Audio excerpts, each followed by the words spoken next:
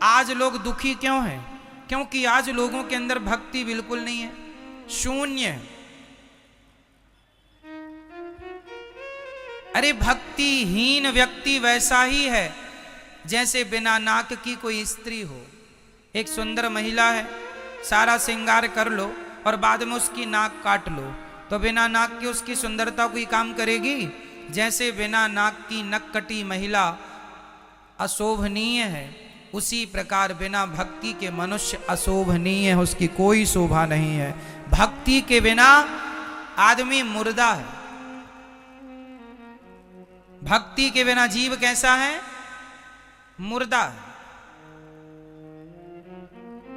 इसलिए भक्ति हमारी नाक है। तो भक्ति जीवन में हो। आजकल लोग भक्ति की परिभाषा ही बदल चुके हैं। आज लोग भक्ति क्या मानते हैं? 2 अगरबत्ती जला देते हैं, उन्हें लगता है पूजा हो गई, यही भक्ति है। 2 अगरबत्ती जला दिया, भक्ति मान लेते हैं। ना जी, ये भक्ति नहीं है। भक्ति क्या है? भक्ति की परिभाषा क्या है? भक्ति का मूल अर्थ क्या है? ये जरा समझने की बात है। किसे कहते हैं भक्ति? भक्ति का अर्थ सिर्फ 2 अगरबत्ती नहीं है। अगरबत्ती तो हम सनातनियों को जलाना ही नहीं चाहिए। हिंदू धर्म में अगरबत्ती में बांस होता है और हम हिंदुओं को बांस नहीं जलाना चाहिए। हमारे यहाँ बांस की पूजा होती है। हर छठ महुलिया को किसकी पूजा होती है? बांस की पूजा होती है। आप लोग करते हैं, वंश पूजा बोलते हैं। हर छठ महुलिया को बांस की टोकनी भी देना लेना लोग करते हैं। तो बांस नहीं जलाते हमारे यहाँ। हमारे यहाँ धूप जलाने की पद्धति है। क्या जलाना चाहिए? अगरबत्ती नहीं। क्या जलाना है? धूपम समर्पयामी है, अगरबत्तिम समर्पयामी नहीं है। धूप दीप तुलसी से राजी सत्य देवा। धूप दीप है तुलसी से।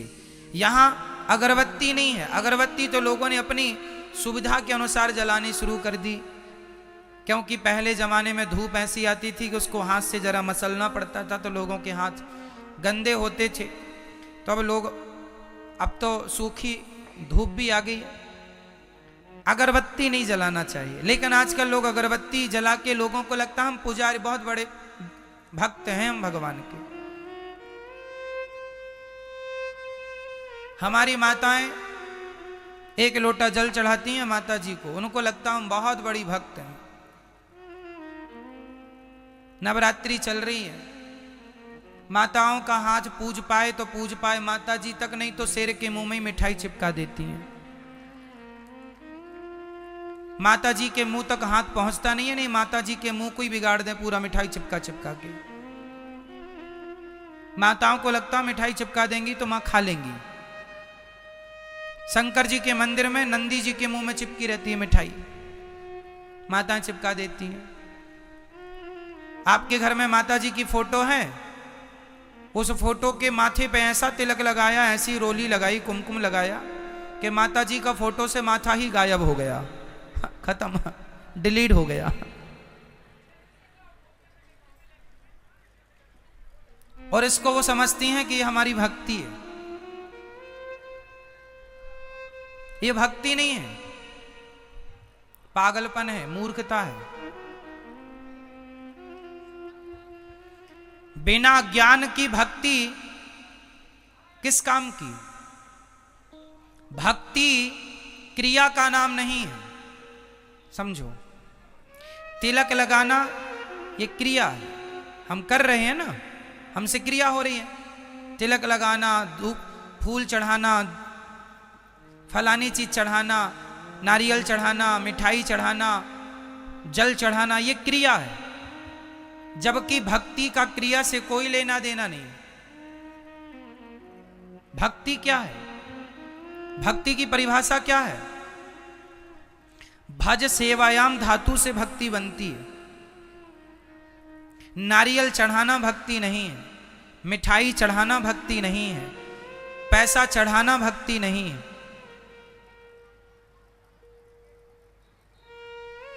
एक लोटा जल चढ़ा देना माता जी को, शंकर जी को, यह भक्ति नहीं है। भक्ति क्या है?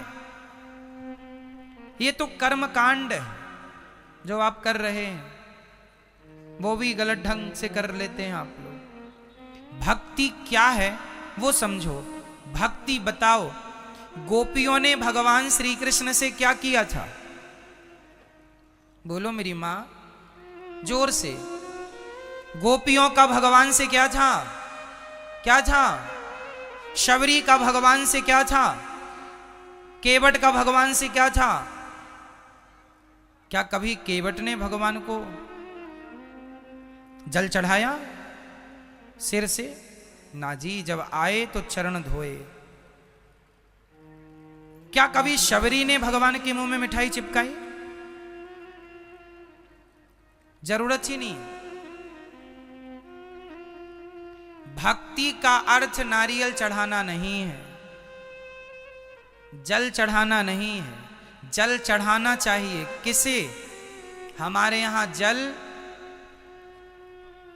केवल सूर्य भगवान को चढ़ता है, भगवान शंकर को, शिव को भी जल चढ़ता है।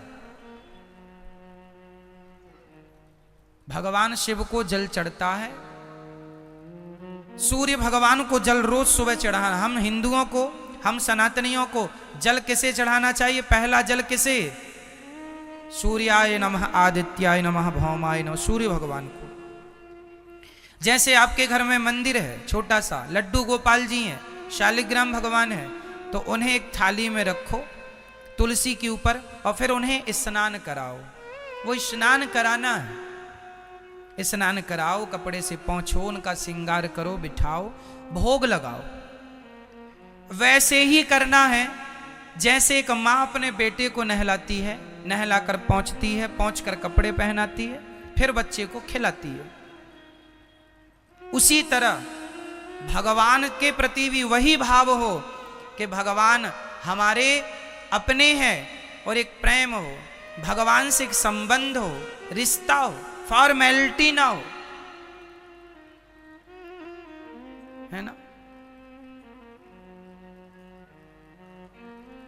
मेरी मां, भक्ति एक प्रेम का सब्जेक्ट है। गोपियां भगवान से प्रेम करती हैं।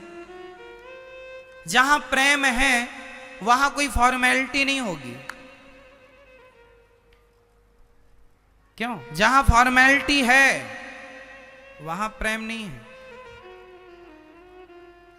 आप अपने बेटे के लिए क्या आप ये कहती हैं, आप बैठिए, आप खा लो बेटा? ऐसा नहीं। ए तू खा ले बेटा, कहाँ है? खाया क्यों नहीं अभी तक? भोजन रख दिया था ना, खा ले जल्दी से। मां अपने बेटे से कैसे बात करती है? एक बात होती है, जब हमारे घर में कोई मेहमान आता है ना, तो हम पूछते हैं आप भोजन करेंगे? आप भोजन कर लीजिए, आप प्रसाद तैयार है, भोजन तैयार है, कर लीजिए। ये फॉर्मेलिटी कर रहे हैं हम लोग रिश्तेदारों से, आए हुए अतिथियों से। लेकिन हम बेटे से, ए भोजन रखा, खा लेना, हम जा रहे हैं, निकाल के खा लेना। ये क्या है? बोलो। ये अधिकार है। क्या है ये? ये एक मां का बेटे के प्रति क्या है? अधिकार। मां बेटे को डांट भी सकती है, मां बेटे को अधिकार से कह सकती है तूने भोजन क्यों नहीं किया, रख के गई थी, खा लेता। कहे बेटा कि आज तो आपने बनाया नहीं, अरे तो तू बना लेता। क्यों? ये मां का क्या है बेटे के लिए? जोर से बोलो, जोर से। अधिकार। जैसे एक मां अपने बेटे पर अधिकार जताती है, जैसे एक पत्नी अपने पति पर अधिकार जताती है, उसी प्रकार भक्त अपने भगवान पर अधिकार जताइए। मेरे भगवान है। ये अधिकार तो आजकल है नहीं लोगों का। आप अधिकार तो जताती नहीं हो, बस लिपाई पुताई चालू है, पूरा चंदन। यहां आप जरा 1 किलो रोली रख दो लाके और माताओं से कह दो कि आप जरा पूजा कर लो। जितनी समाएगी मुट्ठी में उतनी फेंक फेंक के मारेंगी, कहेंगी पूजा चल रही है। पूरा रंग देंगी, बिना होली का होली हो जाए। उनको लगता है यही पूजा है। जहां खड़ी वहीं से चावल फेंक फेंक के मारेंगी, उनको लगता है ये पूजा है।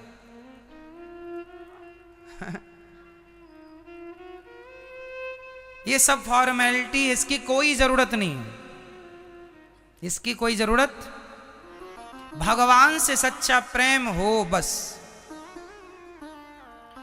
कैसा प्रेम हो? विशुद्ध। विशुद्ध मतलब कोई कामना ना, सच्चा प्रेम भगवान से हो। आजकल तो हमारी माता 16 सोमवार व्रत रखती हैं, 17वीं सोमवार हिसाब करने पहुंच जाती। हाँ भोलेनाथ जी 16 सोमवार हो गए हैं, बहू के बेटा ही हो, 16 सोमवार का ये फल दो हमें, है ना। माताओं, केवल माताएं नहीं, पुरुष भी इसमें सम्मिलित हैं। ये भक्ति नहीं है। आज लोगों ने भक्ति की परिभाषा ही बदल दी है। आज लोग भक्ति को अपने स्वार्थ से जोड़कर देखते हैं। यदि आदमी का स्वार्थ सिद्ध हो जाता है तो लोग कहते हैं भगवान अच्छे हैं, यदि स्वार्थ सिद्ध नहीं होता तो लोग भगवान को भी गालियां देने लग जाते हैं। अरे भगवान तो झूठे हैं, हम तो भगवान को नहीं पूजते, ऐसा लोग कहते हैं। हम तो नहीं मानते, भगवान ने हमें क्या दिया। कुछ देंगे तब तक भगवान को मानेंगे, कुछ नहीं देंगे तो भगवान की कोई वैल्यू नहीं करते लोग। इसका अर्थ है ये भक्त नहीं, ये स्वार्थी है। इसलिए क्या हो और क्या ना हो, भगवान से क्या हो? प्रेम हो, और वो भी निष्काम प्रेम, विशुद्ध प्रेम। हे प्रभु, मैं आपसे कुछ नहीं चाहता, कोई कामना नहीं है, भगवान से केवल सच्चा प्रेम कीजिए। सच्चा प्रेम।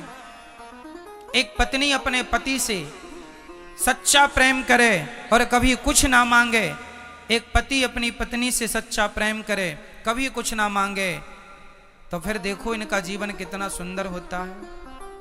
लेकिन आजकल लोग प्रेम करके कुछ मांग लेते हैं, तो फिर वो प्रेम नहीं, वो तो आप अपने स्वार्थ के लिए एक दिखावा कर रहे थे। क्यों जी? कोई आपसे प्रेम का दिखावा करके कुछ मांग ले तो परिणाम तो यही निकला कि वो जो प्रेम दिखा रहे थे वो प्रेम नहीं था, वो छलावा था। एक्चुअली आपको तो अपनी एक इच्छा पूरी करनी थी, स्वार्थ पूरा करना था। तो देखो, भगवान से प्यार हो, भगवान से व्यापार ना हो।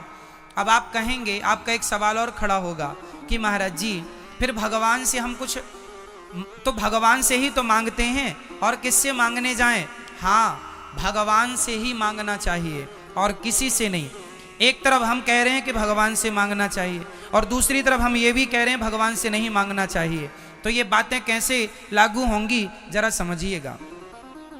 बात हम ये कहना चाह रहे हैं कि जो व्यक्ति भगवान से सच्चा प्रेम करता है और कोई कामना नहीं रखता, उसे कभी कुछ मांगने की जरूरत ही नहीं पड़ती। बिना मांगे भगवान उसकी सारी इच्छाएं, सारी जरूरतें अपने आप पूरी कर देते हैं, कोई कामना ना हो।